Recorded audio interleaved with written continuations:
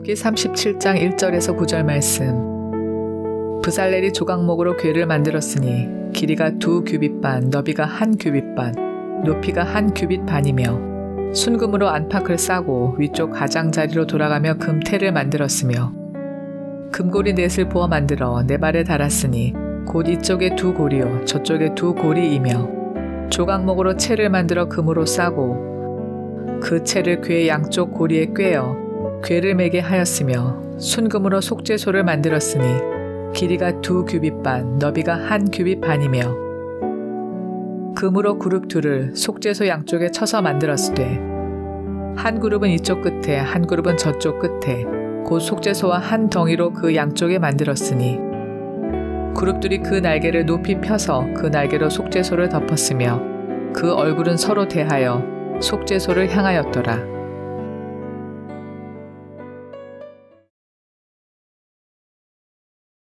아주 최근에 어떤 유명한 영화 배우가 극단적인 선택을 하는 일이 있었습니다. 그래서 많은 국민들을 참 안타깝게 했는데요. 참 한국 영화로서는 큰 업적을 이룬 기생충이라는 영화에 출연을 했습니다. 황금종려사도 받고 미국의 그 유명한 오스카상도 이렇게 수상을 한 그런 작품에 출연을 한 그런 사람이에요. 나이가 보니까 48밖에 안 돼요. 지금 한참 활동을 할 만한 이런 나이인데 참 너무도 아깝게 너무도 안타깝게 세상을 하직하고 말았어요. 문제는 이제 마약 문제에 연루가 되어 있다. 이제 각종 기사들은 이제 그런 이야기를 했고요. 이제 직접 이게 죽음으로 몰아가게 된 것은 이 사람의 유명세, 인기, 인기도 있고 유명하고 하니까 이제 돈이 많으니까 주변에서 악한 의도를 가지고 그 돈을 노리고 이 사람을 음으로 양으로 압박을 가한 것이 결국은 죽음으로 몰고 간 원인이었다. 이렇게 이제 기사들 많이 쓴 내용을 보았습니다. 또 한 가지 요즘에 날이면 날마다 뉴스에 오르내리는 것은 야당 대표가 얼마 전에 피습을 받은 사건입니다. 도대체 어쩌다가 우리 대한민국 사회가 어느덧 여기까지 와버렸는지 정치적인 견해가 나하고 다르다고 해서 상대방을 향한 극도의 미움, 극도의 증오. 그러니까 나하고 다른 정치적인 견해, 대한민국이 자유주의 아닙니까? 민주주의 아닙니까?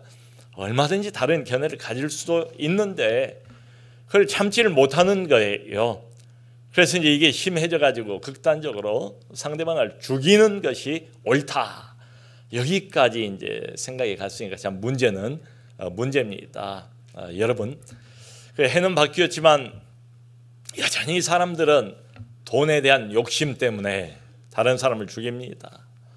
또 정치나 사상이나 이 견해나 이게 차이가 난다고 해서 다른 사람을 죽입니다. 자, 그런데 이런 사건들, 사고들 맨 밑바닥으로 밑바닥 계속 내려가고 가장 밑바닥으로 더 이상 내려갈 데가 없는 정도의 밑바닥으로 내려가면 뭐가 깔려 있는가 하면 온통 죄가 깔려 있습니다. 야고보서 1장 15절은 그런 말이 있어요. 욕심이 잉태한즉 죄를 낳고 죄가 장성한즉 사망을 낳느니라. 그러니까 여러분, 다른 세상 사람들은 이렇게 생각을 안 합니다. 하나님을 모르고 성경을 모르니까 말이지요. 근데 우리는 하나님을 알고 하나님의 말씀도 알고 그걸 믿고 따라가는 사람들이잖아요. 근데 성경은 이렇게 진단을 해요. 우리 모든 인류, 모든 인간들, 더 좁혀서 이 한국 사회, 더 좁혀서 내가 살고 있는 내 삶의 영역, 내 주변, 우리의 문제의 핵심은 뭔가 하면 바로 죄다. 욕심이 잉태한즉 죄가 생기고 죄가 자라면 결국은 사망, 죽음, 어디선가는 누가 죽고 어디선가는 누구를 죽이는 일이 계속해서 인류 역사 진행되는 동안에 반복이 된다. 이런 말씀이지요. 여러분, 하나님을 이렇게 믿게 되면 단순해진다. 이런 말이 있어요. 왜 그럴까요? 하나님 중심으로 사고를 하고 판단을 하니까 뭐든 쉬워요. 그런데 어떻습니까? 나 중심으로 생각을 하고 또 내가 이 사고의 주체가 되기 시작하면 온갖 인간적인 생각들이 막 쏟아져 들어옵니다. 온갖 이기적인 생각들이 또 나를 사로잡습니다. 그러면 무슨 문제든지 이렇게 간단하고 쉬워지지가 않고 반대로 복잡해져요. 자꾸 복잡해져요. 내 유익과 이득을 챙기려고 하니까 자꾸 복잡해지기 마련이죠. 자꾸 계산을 하게 되고 말이죠. 어떤 문제든 그러면 쉽지가 않아요. 근데 하나님 중심으로 생각을 하면 또 하나님 말씀을 중심으로 생각을 하면 모든 게 간단하고 매우 쉬워요. 그리고 그게 성경이 우리에게 보여주는 성경의 팩트, 성경의 진실입니다. 여러분, 우리가 겪는, 사람으로서 겪는 어떤 불행함, 비참함, 고통, 그 겉으로 보면 종류가 많잖아요. 경제적인 고통과 불행이 있을 수가 있고, 육체적인 불행함, 이런 것도 있을 수가 있고, 또 관계 문제 때문에 고통과 비참함과 불행을 겪는 사람들도 얼마나 많습니까? 자, 그런데 이 모든 우리가 겪고 있는 사람들이 겪는 불행함, 비참함, 그 원인이 뭘까요? 그 원인을 파고 또 파고 들면 딱 공통적으로 어떤 불행, 어떤 종류의 겉으로는 종류가 많고 다양하고 이런다 할지라도 원인은 딱 한 가지에 도달을 합니다. 죄 때문이다. 죄 때문이다. 성경의 진단이고 선포이고 그래요. 하나님의 말씀이니까 우리가 아멘하고 받아들여야 되지 않겠습니까? 그러니까 우리 인간은 너나 할 것 없이 태어나면서부터 죽을 때까지 계속 뭘 하는가? 죄를 지어요. 죄를 만들어요. 날마다 온갖 다양한 죄들을 생산해내는 죄 공장, 그게 인간이에요. 성도 여러분, 참 안타깝지만 여기에서 우리 하나님을 믿는 신자들, 하나님의 백성들, 하나님의 자녀들도 결코 예외가 아니다.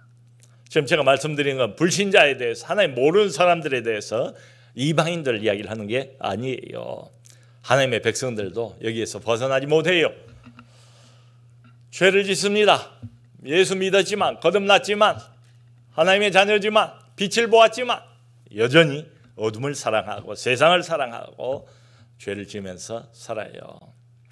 여러분, 감리교의 창시자가 요한 웨슬레 아닙니까? 얼마나 경건한 사람이에요.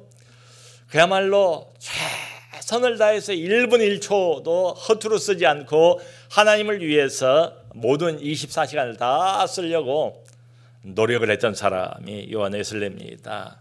근데 요한 웨슬레는 상당히 오랫동안 종교인, 아주 철저한 시간도 낭비하지 않고 자기 에너지도 함부로 낭비하지 않고 오직 하나님을 위해서 그 모든 걸 다 쓰기를 원했는데 거듭나지 못했어요. 상당히 오랫동안 예수님의 영이 그 안에 없었습니다. 그냥 종교인으로서, 열심히 있는 종교인으로서 살았지요. 그러다가 요한 웨슬레가 그 유명한 올더스 게이트 가에서 진짜 성령으로 인하여 회심을 합니다. 그리스도를 만납니다. 그리스도의 자비와 그리스도의 긍휼을 경험을 합니다. 드디어 그리스도의 죄 사함을 자기 영혼으로 체험을 해요. 그리고 그가 정말 달라지죠. 그야말로 감리교 창시자가 됩니다. 그런데 요한 웨슬레가 진짜로 회심을 하고 난 지 얼마 안 되어서 이 사람이 희한한 주장을 해요. 이게 우리 개신교와 감리교, 장로교와 감리교가 갈라진 분기점이 돼요. 요한에서가 뭘 주장하는가 하면 완전 성화를 주장합니다. 성령으로 충만하고 은혜로 충만하고 그 순간에는 정말 100% 하나님 앞에 나를 헌신하고 나를 드리고 원래 그렇게 살았던 사람인데 은혜까지 받았으니까 그 가능성은 이제 훨씬 더 크게 본 거지요. 사람이 노력하고 애쓰면 완벽하게 거룩해질 수 있다. 죄 안 짓고 살 수 있다. 완전 성화 가능하다라고 주장을 하기 시작했어요. 그러면서 성경과는 아주 기본적인 교리입니다. 아주 기본적인 교리인데 성경과 점점 멀어지게 되고 감리교라는 또 다른 교단을 창시하게 된 거지요. 성도 여러분, 우리가 하나님 말씀대로 살기 위해서 정말 노력해야죠. 애써야지요. 누가 여기에 이유를 달겠습니까? 참 애쓰는 건 너무도 당연한데 문제는 뭡니까?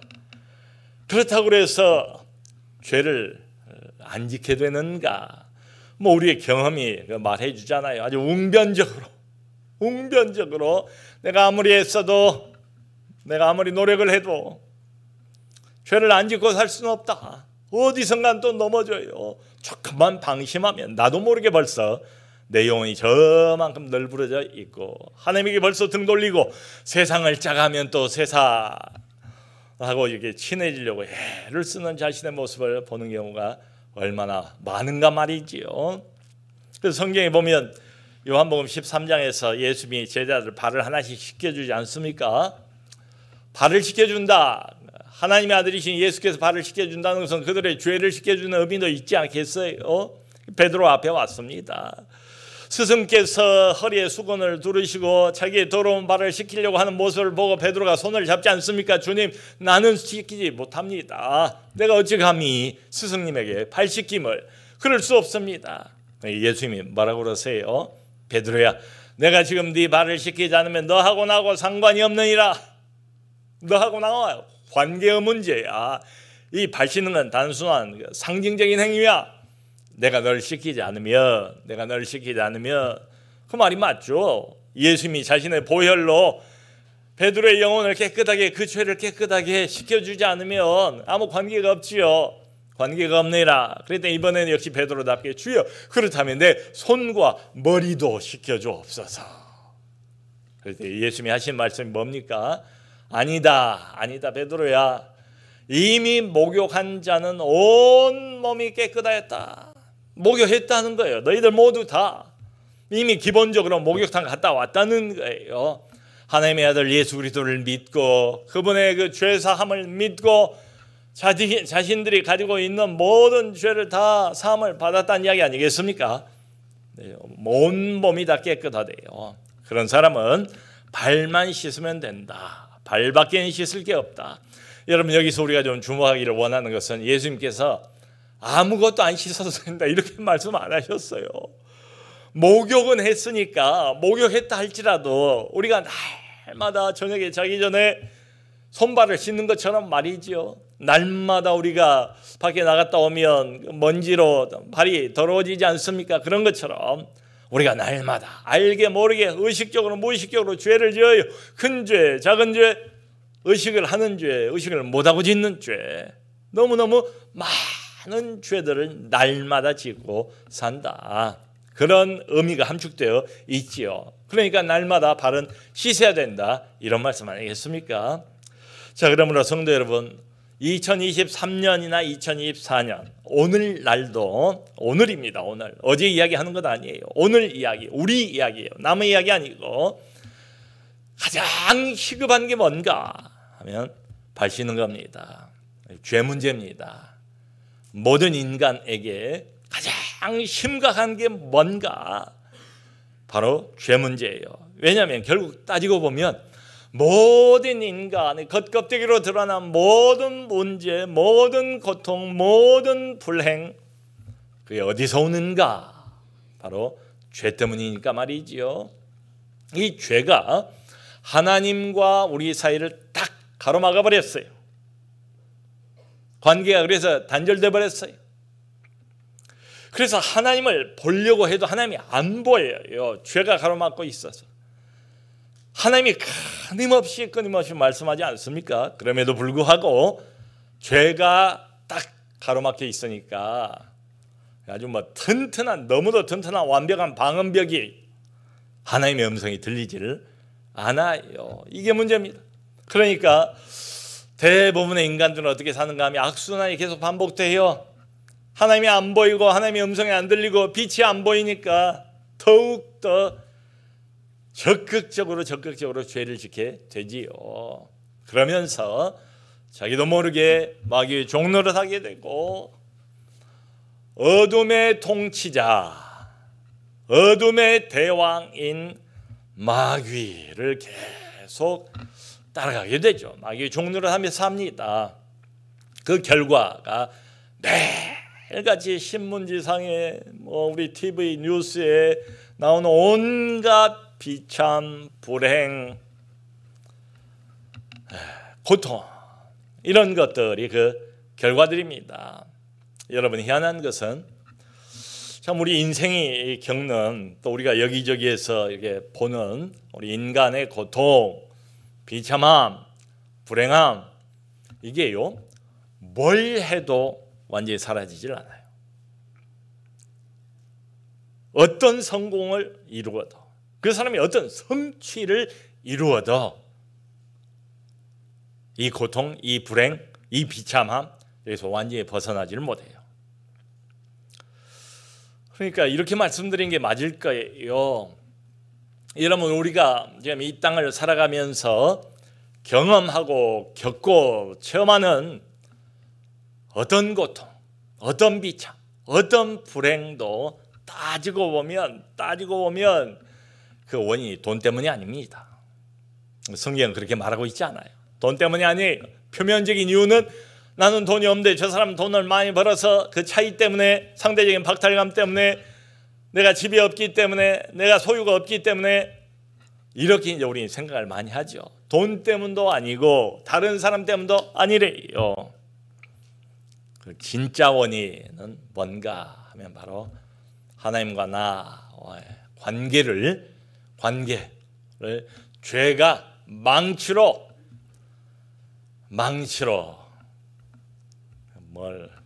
큰 가구를 부시는 것처럼 죄가 내 영혼을 부서뜨리고 죄가 하나님과 나 사이에 달콤하고 은밀한 관계를 친숙한 관계를 맺고 있어야 되는데 그 관계를 죄라는 놈이 큰 망치처럼 다 그냥 산산조각을 내버렸다는 거예요.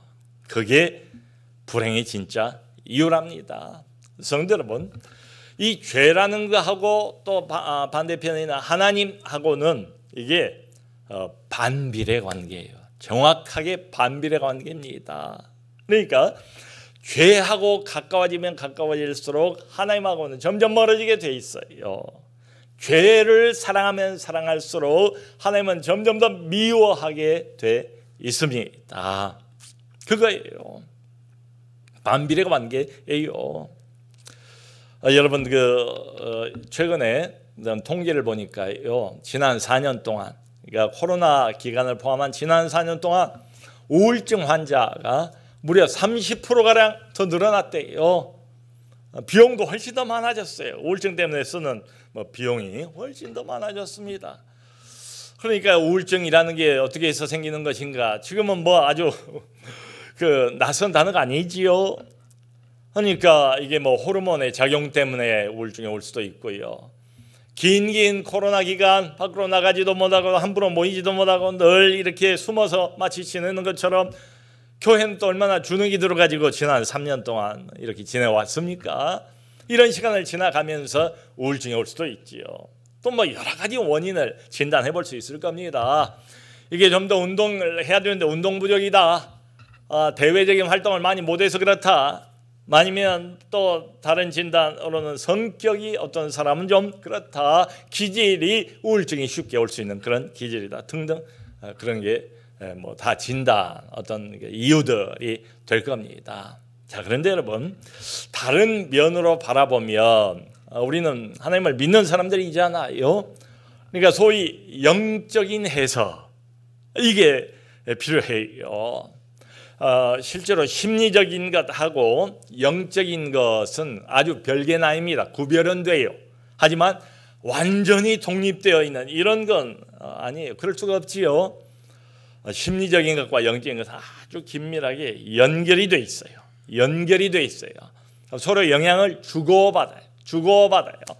그러니까 영적인 해석을 해보자면 이 우울증에 대해서 우리도 영적인 침체란 걸 겪지 않습니까? 영적인 우울증이란 걸 겪지 않습니까? 근본적인 이유가 뭔가 하면 하나님과 우리 사이의 그 관계, 이게 제일 중요한데, 이게 신앙의 핵심인데, 이 관계가 튼튼해야 되는데, 이 관계가 늘 살아있어야 되는데, 이 관계가 늘 좋아야 되는데, 친밀해야 되는데, 그 관계에 금이 가버리거나 그 관계가 매우 아슬아슬 겨우 이어지고 있는 약한 관계, 튼튼하지 못하고 하나님과 절대 친숙하지 못한 이런 관계, 먼 관계, 교회만 형식적으로 나오면서 실제로는 하나님과 관계를 제대로 맺고 있지 못하고 하나님과 멀리 떨어져 있는 이런 관계, 그러면 영적인 침체를 피할 수가 없지요.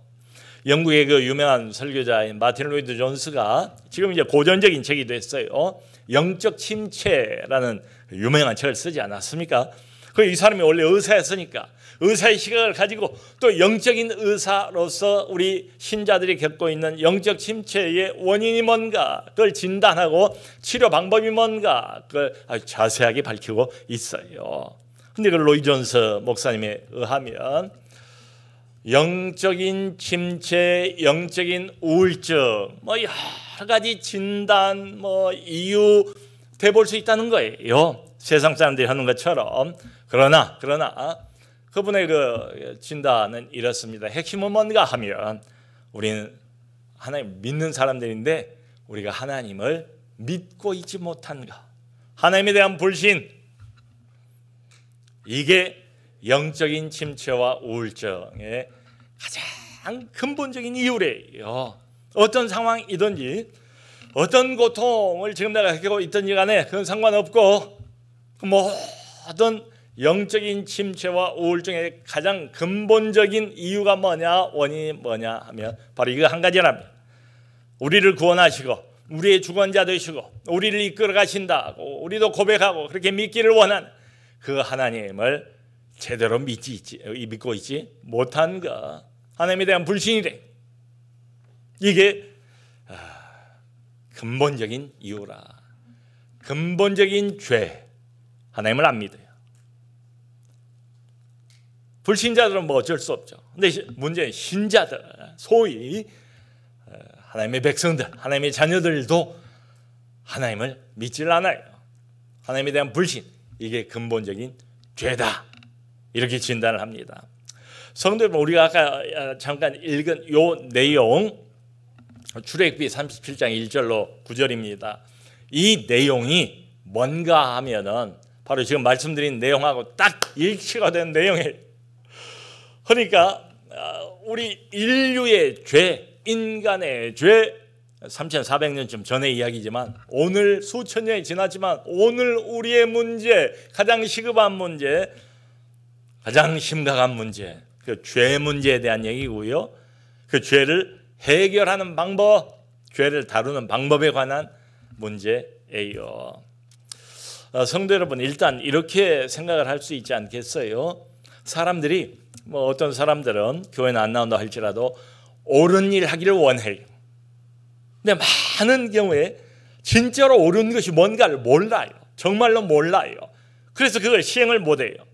그러니까 정치적인 견해도 보세요. 좌가 옳습니까? 우가 옳습니까? 이 사람 말이 옳습니까? 저 사람 말이 옳습니까? 어떤 사람은 이 사람 말을 옳다고 그냥 100% 믿고 맹종하는 것처럼 쫓아다니고, 또 많은 사람들은 완전히 반대편으로 돌아서서 그쪽 말이 옳다고 따라다니고 그러잖아요. 참 이런 것만 보아도 얼마나 사람들이 믿고 따라다니는 것이 허무한 것인가, 때로는 얼마나 비상식적인가. 거기 논리도 없고 설득력도 없고, 근데 무조건 그냥 감정적으로 맹종을 해버리는 이런 경우도 얼마든지 있잖아요.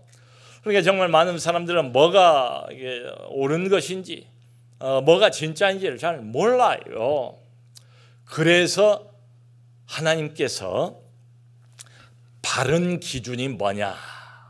바른 기준, 우리가 믿고 따라야 할 바른 기준, 매일매일 우리가 삶의 지침으로 삼아야 할 바른 기준, 내가 이 문제에서도 저 문제에서 직장 문제에서 내 결혼 문제에서도 이웃과의 관계 문제에서도 어떤 문제에서든지 간에 하나님의 백성들이 기준으로 삼고 따라가야 할 그 기준이 뭔가를 아주 분명하게 하나님의 말씀으로 알려주셨어요. 처음부터 그래요.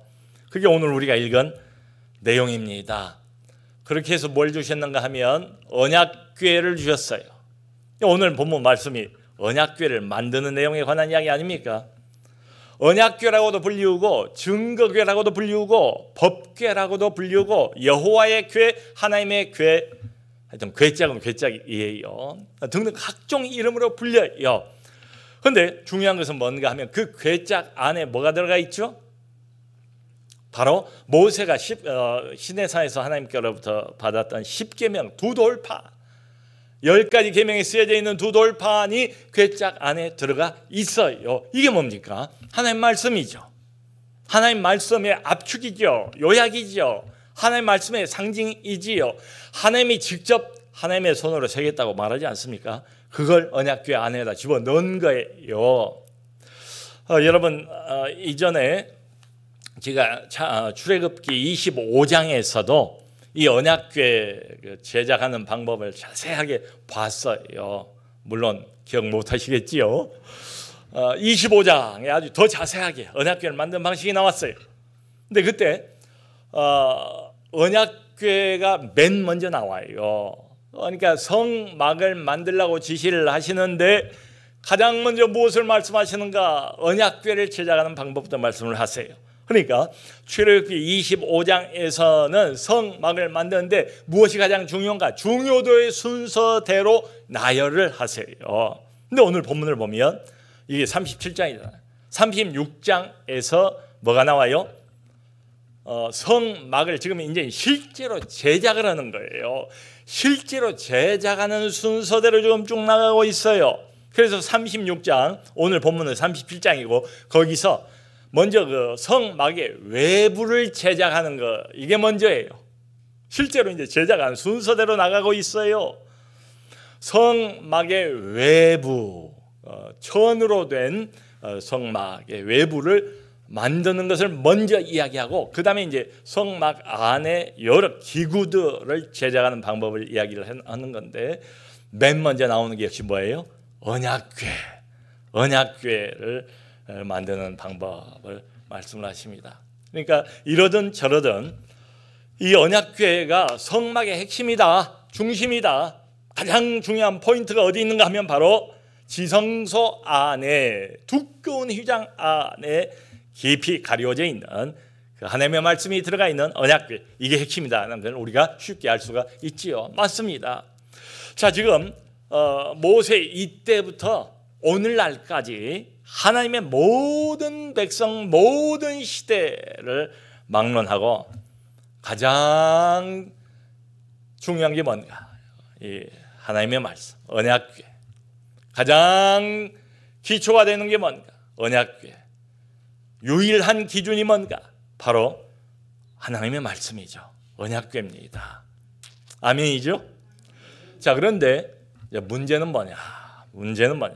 이 사람들 문제나 우리 문제나 똑같아요. 문제는 이걸 제대로 지키지 못한다는 게 문제예요. 그러니까 이미 말씀은 있어요. 말씀을 주셨어요. 읽고 우리가 보고 할 수 있는 형태로 글자로 적어서 그냥 딱 문자로 박아서 주시지 않았습니까? 이게 지키라고 주신 거지요. 읽고 낭독하는데 사용해라, 낭독회를 열라, 이런 말 아니잖아요. 실천하라고. 근데 문제는 끊임없이 이 말씀 불순종합니다. 그래서 결국 구약의 하나님의 백성들은 다 멸망하고 말지요. 오늘날 우리들의 고민, 신자로서의 고민, 실제적인 고민이 어디 있는가 하면 바로 동일한 고민입니다. 하나님의 말씀을 잘 지키고 싶어요. 진심이에요. 순종하고 싶어요. 하나님 마음을 기쁘게 해드리고 싶어요. 하나님과 좋은 관계를 계속 유지하고 싶어요. 근데 문제는 이게 안 된다고요. 자꾸 지키다가 실패해요. 자꾸 넘어져요. 그럼 좌절이 오지 않습니까? 낙심이 오지 않습니까? 근데 이제 더 심각한 것은 내가 하나님 앞에서 몇 번을 반복해서 다짐하고 결심하고 회개하고 그런데도 또 넘어지고 또 넘어지고 수도 없이 실패의 반복이에요. 이게 문제입니다. 자, 그래서 제가 오늘 밤에 특별히 우리 성도님들하고 나누기를 원하는 것은 이 부분입니다. 언약궤 자체를 조금 주목할 필요가 있어요. 여러분, 그 하나님의 언약궤, 그 신비의 물건 아닙니까? 이 언약궤에 대해서 조금 더 깊이 생각할 필요가 있습니다. 언약궤는 말 그대로 궤짝이에요. 궤짝. 그러니까 조각목으로 그 광야에 많이 있던 아주 내구성이 있는 단단한 아카시아 나무로 만든 궤짝입니다. 길이가 한 114cm예요. 114, 한 요 정도. 114cm. 뭐 그렇게 크지 않아요. 114cm. 이 넓이가 68cm예요. 한 요 정도 68cm. 그리고 높이도 똑같아요. 68cm. 114, 68, 68. 그 안에 하나님의 말씀이 적혀진 두 돌판이 들어가 있고 또 아론의 쌍난 그 지팡이, 아론이 들고 기적을 행했던 그 지팡이가 들어가 있고 그리고 광야에서 먹었던 그 만나를 담은 항아리가 들어가 있고 그래요. 자, 그런데 여러분 한 가지를 꼭 이 밤에 더 생각을 해봤으면 좋겠어요. 그게 뭔가 하면 언약 궤짝 바로 위입니다. 지금 그 이야기가 여기 나왔잖아요. 언약 궤짝 위쪽에 꼭 주목해야 되는 아주 중요한 한 가지가 더 있어요. 그게 뭡니까? 순금으로 천사의 형상을 만들어서 그룹이라고 불리우는 천사의 형상을 만들어서 언약궤짝 양쪽에서 천사가 언약궤를 이렇게 날개로 덮고 있는 그런 모양을 만들어 놨대요. 상상을 해보세요. 언약궤짝은 나무예요. 근데 그 나무 위에 순금으로 그룹 천사가 언약궤를 안고 있는다. 날개로 이렇게 감싸고 있는다. 양쪽에서 감싸고 있는 거지요. 그런 형상을 만들어 놨어요. 하나님이 지십니다. 그리고 자, 궤짝이 여기 있습니다. 궤짝 위에 천사가 이렇게 날개를 펴고 언약궤를 감싸고 있는 형사. 그러니까 공간이 생길 거 아니에요. 양 천사가 이렇게 날개를 서로 맞대고 있는 것처럼 하는 그런 형상이니까 그 사이에 공간이 생기잖아요. 그 공간을 뭐라고 불렀는가 하면 속죄소다. 이렇게 불렀어요. 속죄소가 바로 거기입니다. 다른 데가 아니에요. 언약궤 그 궤짝 위쪽이에요. 그 좁은 공간. 거기가 속죄소예요. 히브리어로 이 속죄소가 카폴레트인데요. 카폴레트. 그 뜻은 덮다, 이불 덮다, 가리다, 천으로 가려주다, 덮다, 가리다 그런 뜻이에요. 그게 뭘 말하는 거겠어요? 우리의 실패, 우리의 좌절, 하나님의 말씀에 대한 불순종, 우리의 말씀에 대한 제대로 지키지 못하는 거예요. 그럼 이 사람은 심판 받아야죠. 그걸 하나님께서 덮다, 가리다 이런 뜻입니다. 그 이 속죄소를 뭐라고도 부르는가 하면 시은좌라고도 불러요. 하나의 장소잖아요. 좁기는 하지만 114cm, 68cm 그 위에 천사가 날개로 덮고 있는 그 장소, 거기가 시은좌, 속죄소이기도 하고 시은좌. 시은좌라는 것은 은혜를 시행하는 장소다 이런 뜻이에요. 영어로는 멀시 시트다. 자비를 베푸는 장소가 바로 거기다. 자, 여러분, 이게 큰 휘장 안에 들어있는 지성소 아닙니까? 지성소 안에 언약궤가 놓여 있잖아요. 아무나 못 들어가요. 1년에 딱 한 번 대제사장이 조심스럽게 자기 죄를 먼저 짐승의 피로 정결하게 하고 난 다음에 피를 들고 들어가서 어디에다가 피를 뿌리는가 하면 아까 그 천사가 이렇게 하고 있는 그 속죄 소 그 위에다가 피를 뿌리는 거예요. 그리고 그 앞에다가 피를 뿌리게 돼 있어요. 하나님이 그렇게 하라고 그랬어요. 자기 마음대로 하는 게 아니에요. 그러니까 1년에 딱 한 번 대속죄일 날 7월 10일입니다. 유대 달력으로 그날 하루만 휘장을 조심스럽게 열고 들어가서 하나님 명령 따라서 짐승의 피를 속죄소에다 뿌리고 그 앞에다 뿌리고 그래서 모든 백성의 죄를 속함을 받는 것입니다. 그게 바로 속죄소예요. 자, 여러분 이렇게 보면 여러분 이게 분명하지 않습니까? 언약궤, 법궤, 증거궤는 말씀만 있는 게 아니에요. 이게 중요합니다. 두 부분으로 되어 있어요. 두 부분이라고요. 이걸 강조하고 싶어요. 여기 주목했으면 좋겠어요. 그러니까 한 부분은 궤짝 자체입니다. 거기는 뭐가 중요해요? 하나님의 말씀이 중요해요. 근데 언약궤는 그것만 있는 게 아니에요. 다른 또 중요한 부분이 하나가 더 있어요. 오늘 설교 말씀의 제목이 언약궤의 두 부분입니다. 다른 한 부분 거기 못지않게 중요하다고요. 하나님 말씀이 중요한 건 못지않게 그 천사가 그룹이 앉고 있는 그 장소 시은좌 속죄소 이게 너무너무 중요합니다. 이게 무슨 뜻이겠어요? 하나님 말씀을 지켜라. 근데 너희가 지키지 못할 걸 내가 뻔히 다 알고 있다. 지키지 못한다 할지라도 너무 걱정하지 마라. 너무 자신을 정죄하지 말라. 자신을 너무 닥달하지 말라. 너무 좌절하지 말라. 너희가 그렇게 약한 존재인 줄 알고 내가 너희 죄를 계속 용서함 받도록 속죄소를 이미 마련해 놓았노라. 아멘. 아멘. 여러분 그러니까 처음부터 성경이 보여주는 건 뭡니까? 하나님의 백성에 관해서 두 부분을 보여주지 않습니까? 하나는 하나님의 말씀이 얼마나 중요한가를 보여주고 또 하나는 뭐예요? 그 말씀을 제대로 따라 살지 못하고 순종하고 수없는 실패를 하는 하나님의 백성들에 대한 자비를 함께 보여주고 있는 거지요. 성도 여러분 이게 왜 중요한가 하면 성경은 처음부터 이렇게 하나님 백성에 대해서 두 가지가 같이 나오잖아요. 근데 이 중에서 한 가지만 너무 극단적으로 강조하고 그걸 자기에게 적용하기 시작하면 신앙이 삐걱거려요. 균형을 잃어버립니다.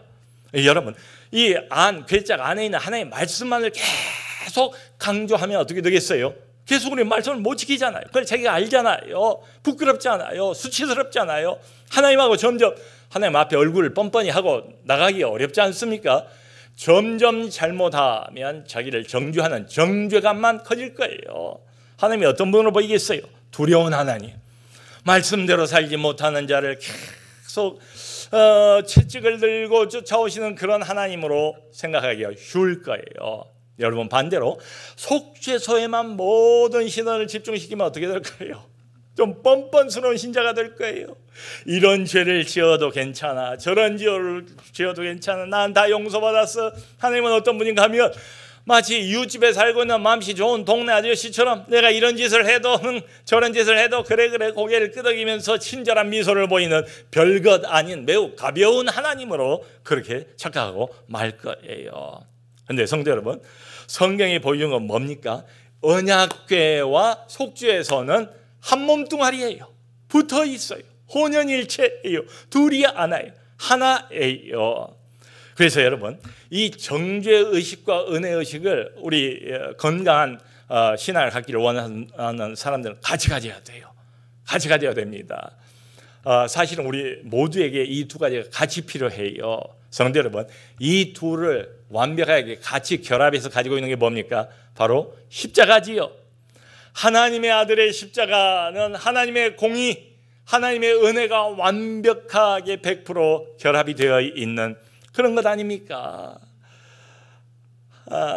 하나님의 아들이 하나님의 심판을 받으시지 않습니까? 하나님의 공의지요.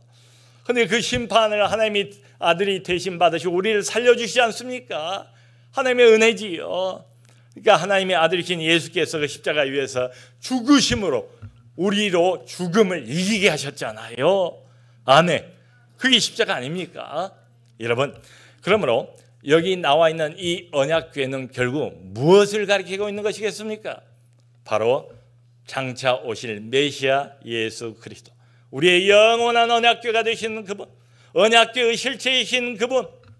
이건 언약궤의 그림자입니다. 언약궤의 진짜 실체이신 하나님의 아들 예수 그리스도, 그분을 상징하고 있는 거지요. 그러므로 사랑하는 성도 여러분, 올 한 해도 우리가 달려가야 할 신앙의 길은 너무나 명백합니다. 하나님의 아들이신 그리스도가 우리에게 주신 그 말씀, 하나님의 귀한 말씀을 쫓아가고 그 말씀을 순종하기 위해서 최선을 다합시다. 아멘.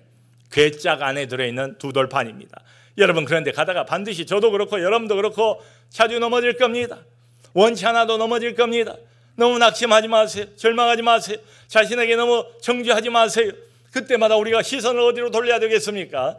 바로 언약 궤장 말씀 위에 함께 놓여있는 속죄소 시은좌, 영원한 하나님의 용서와 하나님의 자비의 장소인 그 시은좌, 거기를 바라봅시다.